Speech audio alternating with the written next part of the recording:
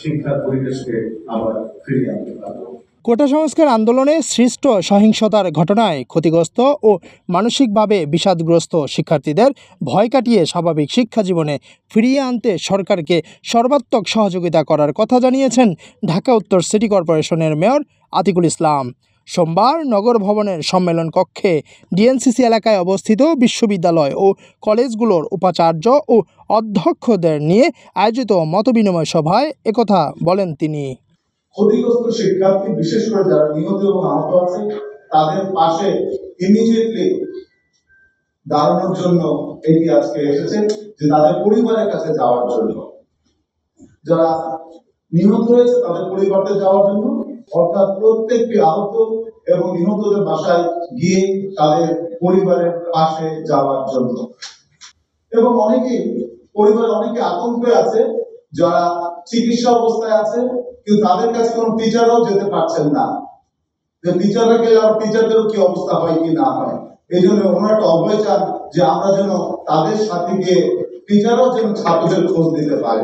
শিক্ষার্থীদের সঠিক পথে প্রভাবিত করা ও কঠোর বক্তব্য না দিয়ে কোমলভাবে বক্তব্য দেওয়ারও আহ্বান জানান তিনি। শিক্ষার্থীদের প্রতি কঠোর বক্তব্য না দিয়ে তাদের প্রতি কিভাবে সফটলি তাদেরকে হ্যান্ডেল করা যায়, এই কোমলমতি শিক্ষার্থীদের মনের ভিতরে ঢোকা যায়, সেই ব্যাপারে বলা হয়েছে যে শিক্ষার্থীদের পাশে যাতে ওদের সাথে যেন কঠোর না হয়, সেই জন্য বলা হয়েছে যে তাদেরকে আরো কোমলভাবে, আরো নমনীয়ভাবে হ্যান্ডেল করা যায় নাকি, এই ব্যাপারেও বিভিন্ন ভাইস চ্যান্সেলর বৃন্দ এবং প্রধান শিক্ষক বৃন্দ সেটিরও মত দিয়েছেন। সভায় উপস্থিত শিক্ষকরা শিক্ষার্থীদের বিভ্রান্ত না হওয়ার আহ্বান জানিয়ে কয়েকটি সুপারিশ প্রস্তাব করেন। পরিবেশ উত্তপ্ত হতে পারে, কেউ যেন সেরকম না করে, এমনকি আমাদের ছাত্রছাত্রীরা যেন বিভ্রান্তির সম্মুখীন না করে।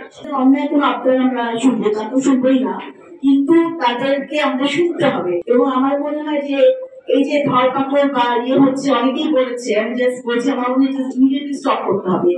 We have to solve this problem through communication, through love, empathy, sympathy, through compassion, not through power or violence, not through violence. দ্রুতই দেশের পরিস্থিতি স্বাভাবিক হবে, শিক্ষাঙ্গনে ফিরবে শিক্ষার্থীরা, এমনটাই প্রত্যাশা সকলের।